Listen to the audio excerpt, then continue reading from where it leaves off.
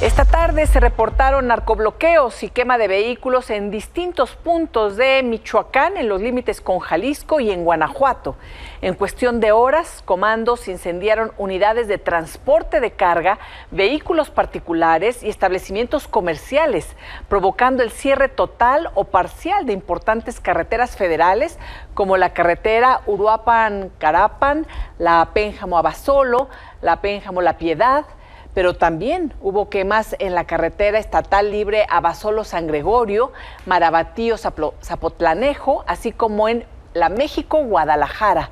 De manera preliminar, las autoridades atribuyen los bloqueos al cártel Jalisco por los operativos de fuerzas federales.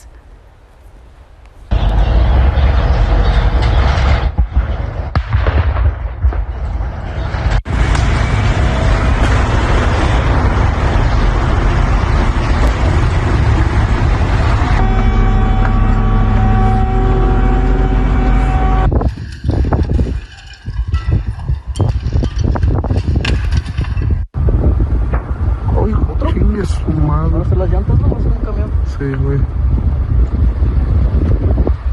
Bien quemado.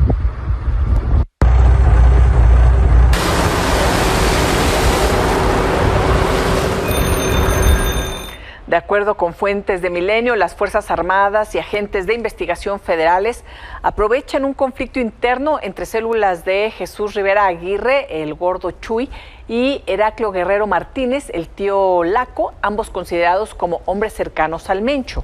El cerco se centra en los límites de Michoacán y Jalisco, donde se detectaron los movimientos de ambos operadores que mantienen una fuerte influencia en el triángulo que conforma La Barca, Jalisco, León, Guanajuato y Morelia, Michoacán.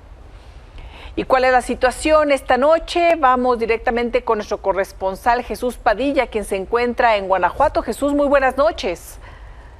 ¿Qué tal? ¿Cómo estás? Muy buenas noches y buenas noches al auditorio. Pues para confirmarte que en total fueron 6 los puntos en donde fueron prendidos tractocamiones, principalmente en la carretera que va de Irapuato a La Piedad. Esto entre el kilómetro 42 y también el kilómetro 84. Ahí prendieron 5 vehículos a la altura, pues como bien lo comentabas, tanto de Pénjamo como del municipio de Abasolo, principalmente también en la zona en donde se encuentra la tequilera Corralejo. Ahí también prendieron un tractocamión. ¿Cuál fue el móvil? De acuerdo a las autoridades, pues le marcaron el paso a los traileros que iban por esta zona. Luego los bajaron. Afortunadamente no hay ninguna persona lesionada, algún operador de tráiler, y después bloquearon, dejaron atravesados estos trailers precisamente entre los límites entre Guanajuato y Michoacán. Te comento que también otro punto fue el de Abasolo, que va hacia Pénjamo, ahí a la altura de la comunidad de San Gregorio, en donde pues también prendieron un vehículo. En total fueron 6 los puntos en donde prendieron estos tractocamiones. Te comento que se hizo un fuerte operativo. A las 5 de la tarde prácticamente estaban ya sofocados los fuegos que provocaron estos grupos delincuenciales. Y finalmente ya alrededor de hace aproximadamente una hora ya fue liberada la circulación en su totalidad en todas estas arterias. Todavía están trabajando pues ahí algunos elementos de las fuerzas de seguridad pública del estado y también de bomberos, solo retirando ya algunas de los escombros que dejaron estos incendios. Te comento que también están reforzando en estos momentos, como bien lo señalabas, en los municipios que colindan con Jalisco, principalmente León, San Francisco del Rincón y Purísima del Rincón, precisamente para evitar otro incidente. Y también la carretera que va de Irapuato hacia La Piedad está ampliamente custodiada por elementos de las fuerzas de seguridad pública del estado y también de la Guardia Nacional. Lo que sí te puedo confirmar es que hasta este momento no hay ninguna persona detenida relacionado con estos narcobloqueos, que ya no teníamos desde hace más de 1 año y 6 meses aquí en el estado de Guanajuato. Sí, Jesús, como bien puntualizas, ya había pasado tiempo y vuelven a aparecer estos narcobloqueos, esta situación, pero no se sabe a ciencia cierta todavía en comunicación oficial por parte de las autoridades si se trató debido a algún operativo en particular, y como bien dices, pues hasta el momento no han reportado detenido alguno, ¿verdad? No hay ningún detenido, y lo que se sabe o de lo que tienen conocimiento las autoridades es que se debió precisamente a la captura de un mando, dicen, del cártel Jalisco, pero en territorio de Michoacán. Aquí en Guanajuato no hubo ninguna detención, de lo que hemos podido confirmar hasta el momento por parte de las autoridades, y es la versión oficial, que no hubo ningún detenido aquí, que todo obedece a los operativos que se estaban realizando y la detención, dicen, de un mando del Cártel Jalisco, pero en el estado de Michoacán. Allá en Michoacán. Oye, Jesús, ¿y ahorita la situación ya está tranquila, bajo control? ¿Habrá clases mañana? ¿Las actividades continúan? Sí, hay que recordar que todavía es periodo vacacional, cierto, entonces sí. no hubo ningún señalamiento por parte de las autoridades. Por el contrario, hace algunos minutos emitieron pues un comunicado, escasamente unos 7 minutos, en donde dicen que todo está vuelto a la normalidad en la zona, que pueden transitar los vehículos que van de Irapuato hacia La Piedad, porque hay un fuerte despliegue, como te comentaba, tanto de la Secretaría de Seguridad y Paz de Guanajuato como de la Guardia Nacional. Y bueno, pues no ha habido ninguna recomendación por parte de las autoridades en relación a esto. Hay que señalar que fue prácticamente de los 6 incendios que se registraron, los narcobloqueos, es en la misma vía, es en la misma carretera, solo que fueron en los 2 municipios, tanto en Abasolo como en Pénjamo, en un radio de 40 kilómetros, pero hasta el momento, pues dicen las autoridades, ya todo está bajo control y confirman que no fue la detención aquí, sino en Michoacán, que la van a dar a conocer, dicen autoridades federales, un poco más adelante. Muy bien, estaremos pendientes de esa comunicación que pronto darán autoridades federales y por lo pronto así la situación. Muchísimas gracias, Jesús Padilla, sigamos en contacto. Gracias, muy buenas noches y buenas noches al auditorio. Buenas noches. Y en Sinaloa, la Comisión Estatal de Búsqueda de Personas informó que hasta el momento han sido localizados 11 cuerpos en las 7 fosas que se ubicaron ayer en el ejido El Mezquitillo, ustedes recordarán, perteneciente a la Sindicatura de Costa Rica en Culiacán. La comisión señaló que trabaja en estrecha colaboración con el colectivo de búsqueda Sabuesos Guerreras AC. Como le informamos, ayer acudieron a ese lugar luego de recibir una denuncia anónima sobre la presencia de un cementerio clandestino. Las labores en el lugar continúan bajo el resguardo de las autoridades con el acompañamiento de las familias, investigadores y forenses. Y también en Sinaloa, la Comisión Estatal de Derechos Humanos analiza la posibilidad de implementar una técnica poco convencional en la búsqueda de personas desaparecidas. Se trata del uso de sopilotes entrenados para detectar cuerpos desde el aire en zonas rurales o de difícil acceso. El presidente del organismo, Óscar Loza, explicó que esta estrategia fue desarrollada antes en Guanajuato, donde estas aves fueron adiestradas para identificar restos humanos a cielo abierto. Ese planteamiento se incluirá en el documento de declaración en Sinaloa que relatará 50 años de desapariciones en la entidad y que será presentado el próximo 31 de mayo. Y Vicente Carrillo Fuentes, ex líder del Cártel de Juárez, está negociando con el gobierno de Estados Unidos para luego llegar a un acuerdo de culpabilidad. Esto con el objetivo de evitar un juicio que podría derivar en una cadena perpetua o incluso en la pena de muerte. En audiencia en Nueva York se informó que las pláticas con los fiscales continúan y se fijó una nueva revisión del caso para el próximo 22 de junio. Y el Senado informó que la próxima semana presentará una veintena de recursos ante el Tribunal Electoral en contra de perfiles señalados que no cumplen con el requisito de probidad al ser abogados o tener vínculos con integrantes del crimen organizado. El presidente de la mesa directiva, Gerardo Fernández Noroña, indicó que la elección judicial no está en riesgo, pues de entre más de 3,000 candidaturas en la contienda solo se identificaron algunas no idóneas. Comentó que no es un problema mayúsculo y que se está a tiempo de corregir. Y esto fue lo que dijo sobre quienes los cuestionan. Vamos a hacerle juicio político a los 500 diputados y a los 128 senadores. ¿Cómo es posible que no hayan visto? No, bueno, a ver, pues el comité procesa. Pues claro que puede tener un error. Es que es bien bonito así desde la comodidad de andar de chingaquerito. Decir, es que hicieron mal. Pues hay que bajarle tantito, ¿no? O sea, el número de candidaturas de aspirantes que recibieron, que procesaron y ahora además los vamos a sancionar. No, bueno, me parece que no hubo mala fe. Ahora sí que te sale mal uno, hasta en las familias, pues ¿a poco todos sus hermanos y hermanas son puros castos y virginales? La Asociación Nacional de Magistrados de Circuito y Jueces de Distrito del Poder Judicial de la Federación expresó su más firme condena y preocupación por estas declaraciones recientes de Gerardo Fernández Noroña. En un comunicado, la JUFED señaló que estas declaraciones no solo resultan alarmantes, sino que confirman lo que la JUFED ha advertido desde el inicio, que la reforma judicial es una amenaza directa contra la independencia judicial. Aseguran que la reforma entregará la justicia federal a grupos que no buscan impartir justicia, sino manipularla a su favor. Advierten que la elección popular no es un acto democrático, sino un mecanismo de cooptación institucional. Y la Cámara de Diputados también impugnará las candidaturas al Poder Judicial que incumplan este requisito de probidad, pero revisarán todos los elementos disponibles para no caer en dichos o chismes, así lo dijo el presidente de la mesa directiva, Sergio Gutiérrez Luna.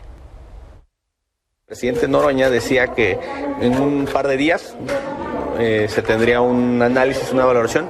Hay que ver qué elementos hay, también para no caer en dichos o chismes o señalamientos que no tengan un fundamento y con seriedad hacer el planteamiento. Si en la lista hubiera personas que no cumplen con el requisito de probidad, de nuestra parte tendremos que tomar todas las acciones para que no prevalezcan o no continúen como candidatos. Y creo que es obligación de las autoridades electorales lo mismo, porque la obligación constitucional que tenemos todas y todos los que participamos en este proceso es la de generar condiciones para que quienes lleguen al Poder Judicial, ministros, magistrados, jueces, juezas, sean las mejores personas.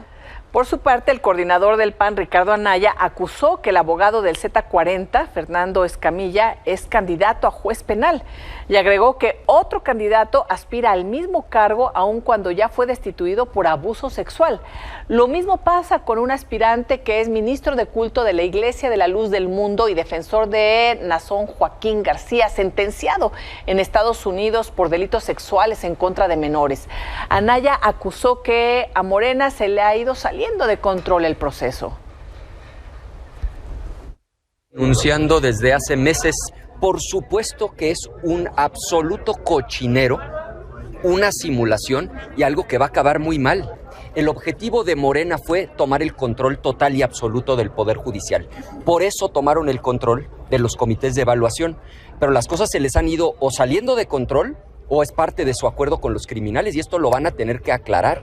Pero es absolutamente inaceptable que vayamos a tener de jueces a quienes hasta hace unos meses estaban siendo pagados como abogados de los propios narcotraficantes, empezando por el Z40. Esto es gravísimo e inaceptable. Sobre este tema, la presidenta Claudia Sheinbaum dijo que será el Tribunal Electoral del Poder Judicial de la Federación quien defina si las y los candidatos en la elección judicial cumplen o no con los requisitos. Dijo que aunque el candidato ya esté en la boleta, debería poder ponerse una medida precautoria o, en su caso, descalificar a la persona, pero tendría que presentarse todas las pruebas. Por su parte, Brian Levarón exigió al INE que se suspenda el proceso de elección del Poder Judicial porque los grupos criminales infiltraron a sus candidatos. En su cuenta de X escribió que quieren que decida lo que es justo, los mismos que deciden quién vive y quién muere. En la carta que envió a la consejera presidenta señala que el proceso judicial se encuentra comprometido por evidencias de candidaturas vinculadas al crimen organizado y esto provoca una afrenta directa al Estado de Derecho, por lo cual piden al INE suspender de manera inmediata la elección. Y en Milenio Televisión continuamos con las entrevistas a todas y todos los candidatos a la Suprema Corte de Justicia de la Nación. Hoy nos acompaña en el estudio Edgar Corzo Sosa, candidato a ministro de la Suprema Corte. Bienvenido, Edgar, gracias por estar con nosotros. Al contrario, gracias por el espacio y mis saludos, Elisa. Edgar, ¿cómo has visto todo este proceso, toda la dinámica, toda la discusión desde una posición muy importante que es una candidatura al máximo tribunal del país? Sí, bueno, ha sido un proceso largo, ya le llamo largo, también complejo. Sí. Y a veces te puedo decir que un poco tortuoso, Sí, porque hemos visto muchas cosas desde el inicio, que sí, que no, que la reforma, que obstáculos, que superar, que un órgano está haciendo algo, deja de hacerlo, otro lo hace. Y bueno, pues ahora estamos viendo que ya hemos pasado los requisitos de cumplimientos, de requisitos constitucionales y legales, pasamos idoneidad y ahora por las noticias que acabo de escuchar aquí mismo, pues estamos en elemento de probidad. Ojalá y eso se hubiera hecho desde antes, por supuesto. Sí, decía Gerardo Fernández Noroña que son pocas las candidaturas realmente que estarían en esta situación bajo la lupa, llamémosla así, por falta de probidad y que eso se puede corregir.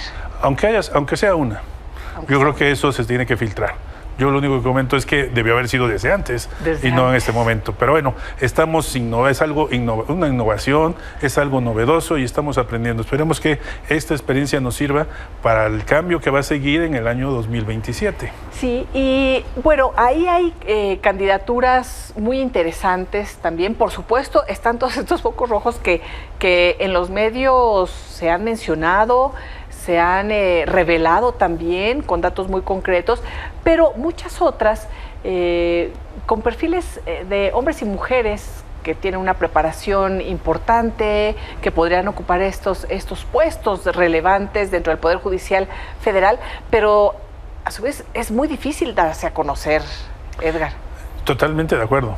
Yo creo que ha sido un problema que traemos, o un desafío, yo diría, más bien, que traemos mis compañeros de boleta y yo, en este caso boleta moradita, porque cómo difundir, esto es algo nuevo y debió haber pasado la difusión desde antes. Ahora, gracias a los medios, gracias a ustedes lo estamos haciendo y también lo hacemos en redes. ¿Qué número te tocó? El 38. 38, sí. Soy moradito 38. Moradito 38 y esto es parte también pues de lo difícil que será realmente la hora de la votación por la preparación que esto implica para para la propia ciudadanía que va a votar, ¿no? Como te dije, hay un cambio. Antes nada más era por colorcito, tachabas, te decían, oye, donde veas este color, pues ahí en el cuadrito tacha. No, pues ahora no, ahora tienes que leer los nombres, ver el número que tiene a la izquierda y subir ese número a la casilla que corresponda. Subirlo, dependiendo. No equivocar. Además, bueno, es que sí. ¿Y esto ha ido cambiando durante el proceso? No, yo creo que se ha decidido desde siempre así. Lo que se está acostumbrando uno es a conocer los colores. Hay algunas boletas que es, por ejemplo, boleta amarilla, pero dentro de la boleta amarilla tienes que escoger el color azul. Y dentro del color azul tienes que ponerle un número. Entonces, sí es bastante complicado, insisto, estamos aprendiendo. Oye, y esto hay que aprender de esto y después hacerlo lo mejor posible. Pero bueno, por lo pronto esperemos que también estas entrevistas sean de apoyo y de ayuda de difusión para que nos conozcan. Queremos que nos conozcan. Edgar, ¿tú quién eres? ¿Qué has hecho? ¿Cuál es tu trayectoria? Soy un veracruzano, Elisa, y por lo tanto, pues serio, pero también folclórico, alegre, como todos los veracruzanos, que se ha formado aquí también en la Ciudad de México, en el extranjero con posgrado, que he pasado por la Suprema Corte de Justicia de la Nación, he estado en la Comisión Nacional de los Derechos Humanos también, y actualmente soy integrante del Comité de Trabajadores Migratorios de la ONU. Entonces, en resumida cuenta, ese es mi perfil. A ver, estudios de Derecho. De Derecho Público Constitucional en el extranjero, en Francia y España. ¿La licenciatura? Licenciatura en México, en la UNAM. En la UNAM. Y el posgrado en España y en Francia. En la Suprema Corte, ¿en qué área estuviste? Mira, empecé de asesor de presidencia, después fui director general de Relaciones Internacionales, después fui coordinador de ponencia y también fui secretario de Estudio y Cuenta. Secretario de Estudio y Cuenta. ¿La sabes?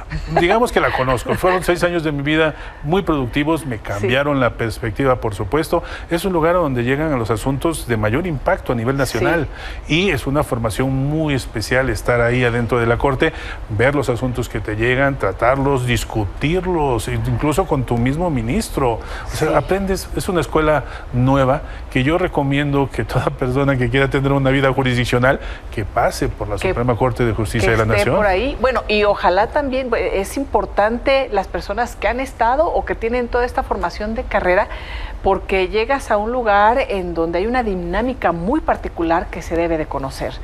Sí, yo creo que hay que tener conocimiento. De todas maneras, digo, con que alguien sea un jurista destacado... Puede aprender. Yo creo que puede aprender. Bueno, déjame decirte una anécdota. Alguna vez yo dije, bueno, pero es que no sabe nada. Y alguien me contestó, bueno, pero tiene 15 años para aprender.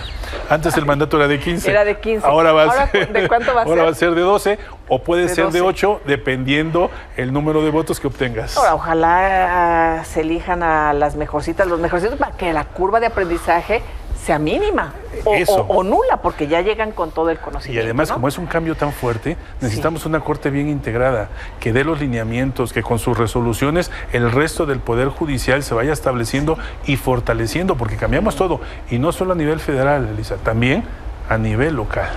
Eso. ¿Y en la ONU en dónde estuviste? Estoy actualmente. Estás actualmente. En la ONU ya estoy en mi segundo mandato. Mi primer mandato viene del 2019 y empecé del 2021 al 23. El gobierno de México me propuso y la Asamblea General de las Naciones Unidas me nombró como integrante del Comité de Trabajadores Migratorios. Fui presidente de ese comité gracias a la elección, al favor que me hicieron mis demás compañeros, pero también presidí los 10 comités de derechos humanos de la ONU. Entonces ha sido una experiencia muy grata, muy enriquecedora, y me volvió a proponer el gobierno de México para un segundo mandato que termina hasta el año 2027. Ah, qué bien. Entonces que actualmente soy integrante del comité. Eres integrante del comité y bueno, obviamente si eres votado para ser ministro...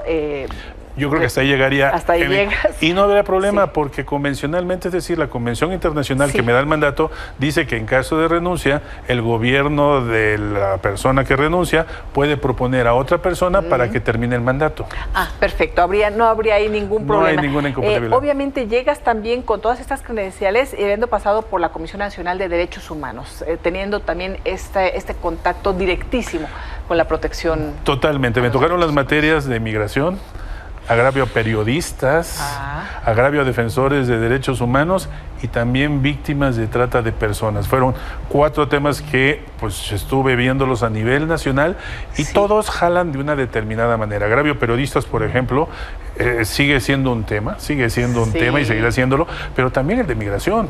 Recordarán que yo pasé por aquí varias veces por este foro para explicarles lo que era la caravana, los problemas que traíamos, la caravana migrante, toda la migración. Y lo sigo viviendo, nada más que ahora desde Naciones Unidas, y no solamente respecto de México, sino de países de todo el mundo. ¿Y qué tema, Edgar, va a ser de los temas que tendrá que ver? Es de los temas. De los temas a nivel mundial y por supuesto a nivel regional, ahora con toda la política de Donald Trump, desde su primer mandato. Curiosamente, cuando le tocó el primer mandato a él, yo estaba entrando a la Comisión Nacional de los Derechos Humanos. Entonces, muchas de mis acciones que tomamos desde la Comisión Nacional tuvieron que ver con la presencia de Trump. Y ahora regresa Trump y muchas de las acciones que está tomando el gobierno y otras instituciones es por las medidas que tomó él desde el primer minuto que llegó con sus famosas órdenes ejecutivas.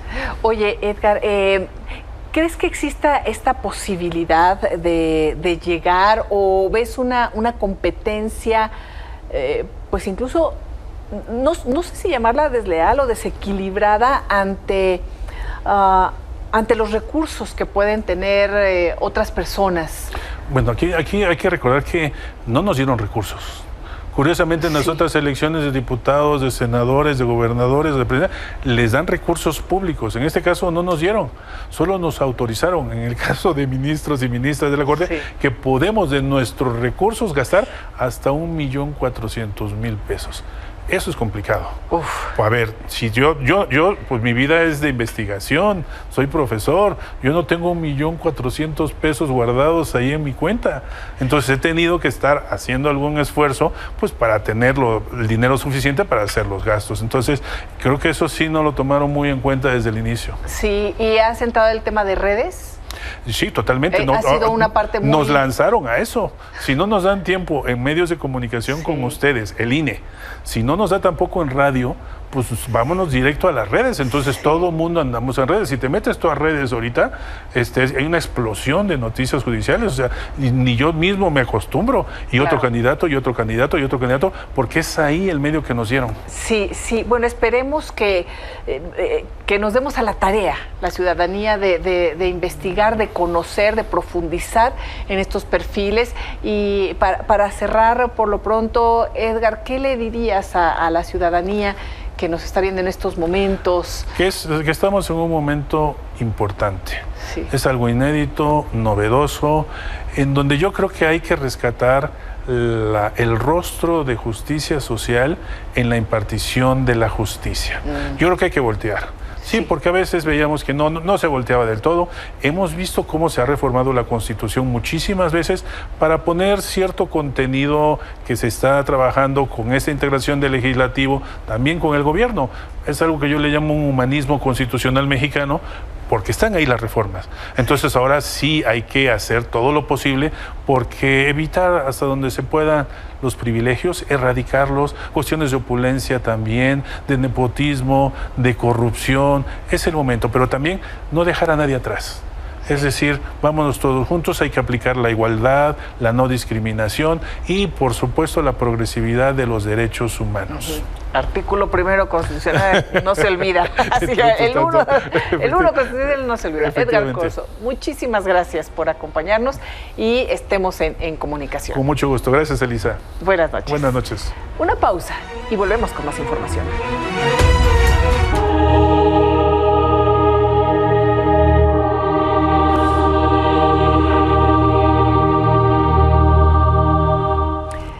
Fieles católicos se dieron cita fuera de la Basílica de San Pedro en la Ciudad del Vaticano para despedir al Papa Francisco, así como el público en general. Mi compañero David Rodríguez, enviado especial, nos cuenta los detalles.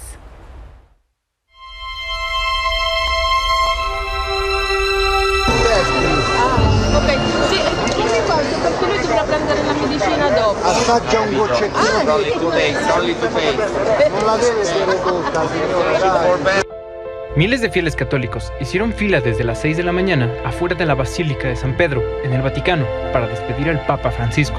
Con estrictos filtros de seguridad, los creyentes, provenientes de diferentes partes del mundo, llegaron a la última audiencia con el Santo Padre, en un ambiente de tristeza por su partida y alegría por presenciar un momento histórico.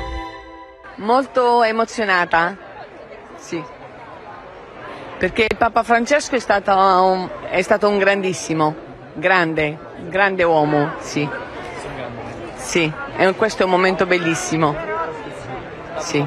Per Papa Francesco abbiamo fatto 7 ore di macchina per venire a salutare Papa Francesco.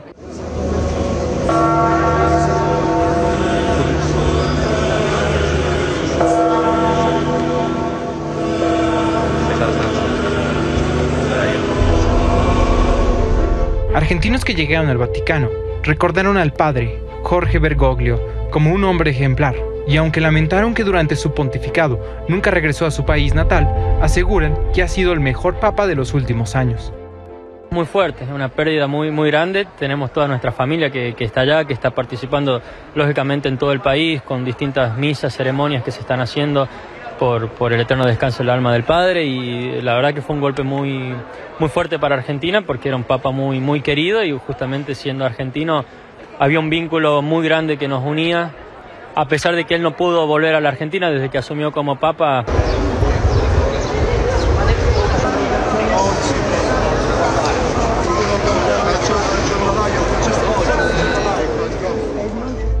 Algunos mexicanos cambiaron los planes de sus vacaciones para estar presentes en el Vaticano.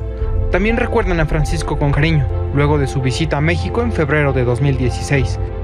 Es con sentimientos encontrados porque realmente estar aquí, te digo, es un evento histórico, pero a la vez triste porque pues para toda la comunidad religiosa es duro este momento. Un ambiente de nostalgia, en medio de la paciencia de los miles de fieles que esperaron horas para ingresar a la Basílica de San Pedro y despedirse del Papa Francisco, uno de los líderes de la religión católica más revolucionarios. Desde Ciudad del Vaticano, con imágenes de Raúl Sánchez e información de David Rodríguez, Milenio Noticias.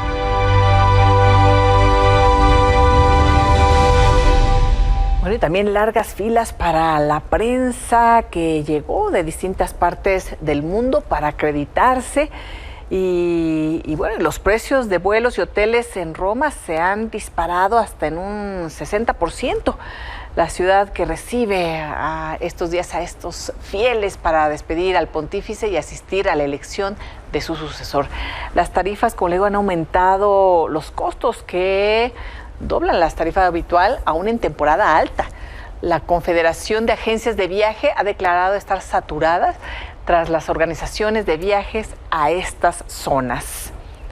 Y en Argentina se hizo viral la historia de Mauro Bergoglio, sobrino del Papa Francisco, a quien una agencia de viajes apoyó para poder tener un boleto e ir al funeral de su tío. Pero no se puede, no podemos. Yo estoy viendo de ir, estoy tratando de viajar, a ver si puedo viajar. Llamó la gente de Corima Tours y nos dijo, nosotros le pagamos el pasaje. Mauro, ¿estás ahí? Hola, sí, estoy acá. Tenemos pasaje. ¿En serio? Qué bueno. Así que podés viajar. Bueno, les agradezco mucho, la verdad que es un gesto enorme. Gracias. Y en el último adiós al Papa Francisco, una religiosa rompió el protocolo establecido al colocarse en una de las esquinas que delimitaban el cordón para velar el féretro en la Basílica de San Pedro. Se trata de Geneviève Janigro, tiene 81 años y es de origen francés. También es amiga cercana del Papa Francisco. En los últimos años ha desarrollado una labor de asistir a las mujeres trans.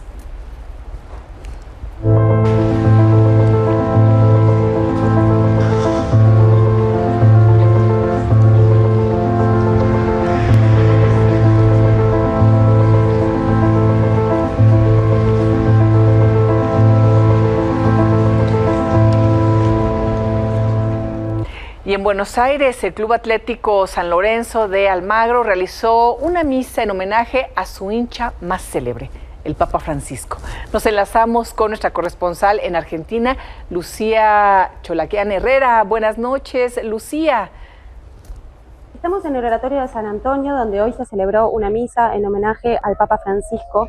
Reunió a dirigentes, a hinchas y a deportistas del Club de San Lorenzo, el club al que pertenecía Francisco y el que honró durante toda su vida, incluso durante su papado. Aquí, en el año 1934, se conocieron sus padres, Mario y Regina Bergoglio, y él mantuvo el contacto con el club a lo largo de todo el tiempo que vivió en Buenos Aires y luego cuando fue al Vaticano, luego de ser elegido como papa. Hoy el club le rindió homenaje con una misa, con imágenes de él en un altar, se reunieron personas con la camiseta de San Lorenzo y luego el club también convocó a homenajes que se realizarán en simultáneo al funeral que comenzará el sábado en el Vaticano. Para ese día también hay pautada una convocatoria a la Catedral Metropolitana de Buenos Aires, donde también están convocando movimientos sociales, organizaciones civiles y fieles de todo el país que quieren recordar a quien fue probablemente el argentino más importante de la historia. Gracias, Lucía. Buenas noches. Y el obispo Benoni, director de los asuntos relacionados con cárceles del Vaticano, reveló que el Papa Francisco donó aproximadamente $200,000 a los presos desde su cuenta personal. Según el donativo, se hizo a una fábrica de pasta del centro penitenciario para menores de edad de Casal del Marmo en Roma. Recordemos que días antes a su muerte, el Papa Francisco visitó la cárcel Regina Coeli para realizar el lavado de pies del Jueves Santo. Y medios del Vaticano revelaron cómo fueron las últimas palabras y las últimas horas del Papa Francisco tras su aparición en el Domingo de Resurrección para dar la bendición Urbi et Orbi. Uno de sus asistentes, Massimiliano Strapetti, reveló que el Santo Padre le agradeció por devolverlo a la Plaza de San Pedro para saludar a los fieles en lo que sería su último viaje en el Papamóvil. Además, reveló que tras esta aparición, el sumo pontífice tuvo una cena tranquila y descansó en la noche. Sin embargo, en la mañana del 21 de abril fue cuando empezó el malestar que terminó con la muerte del Papa Francisco. Una pausa y volvemos. En redes sociales se hizo viral el momento en que una pareja de turistas fueron golpeados por los propietarios del Hotel Casa Shah en Puerto Escondido, Oaxaca. Los anfitriones agredieron físicamente a sus huéspedes por el uso de unas toallas cuando estos ya realizaban su salida del hotel, que reservaron a través de la plataforma Airbnb. Así el momento. Ya vete, compa, a ver, yo te dije que te fueras ya. Es ilegal, pero no lo tenemos. Sí. A mí no. Dígame, amor. Y en Puebla, alrededor de 400 campesinos dieron portazo y tomaron las instalaciones del SAT en Angelópolis para exigir la devolución de impuestos. Denunciaron que les han retenido su dinero del impuesto especial sobre producción y servicios por casi 6 meses. Los campesinos sacaron a una funcionaria de las oficinas como forma de presión y hubo empujones con policías que llegaron a contener la situación.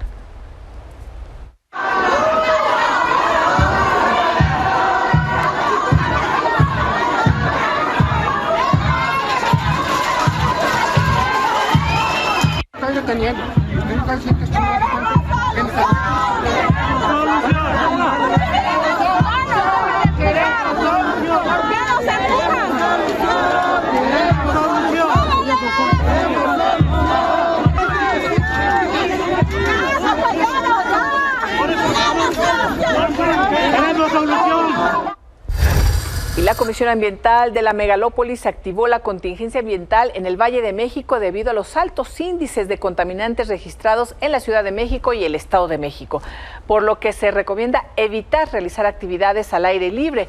El día de mañana se suspenderá la circulación a los vehículos con holograma de verificación 0 y 00 engomado verde, terminación de placa 1 y 2. Tampoco circulan vehículos con holograma 2 y vehículos con holograma 1 con terminación de placa 1, 2, 3, 5, 7 y 9. Y a falta de insumos médicos necesarios en el Hospital General de Macuspana, allá en Tabasco, personal médico improvisó con una botella de plástico usada como casco cefálico para atender a un recién nacido con dificultades respiratorias. Bueno, tras confirmar esta situación, el director del IMSS Bienestar de la región reveló que tanto el director como el administrador del hospital fueron suspendidos en tanto concluye la investigación por esto que ocurrió. Hasta el momento, el pequeño se encuentra estable. Hasta aquí la información. Gracias por su atención. Los espero mañana en este espacio de noticias. Hasta entonces, buenas noches.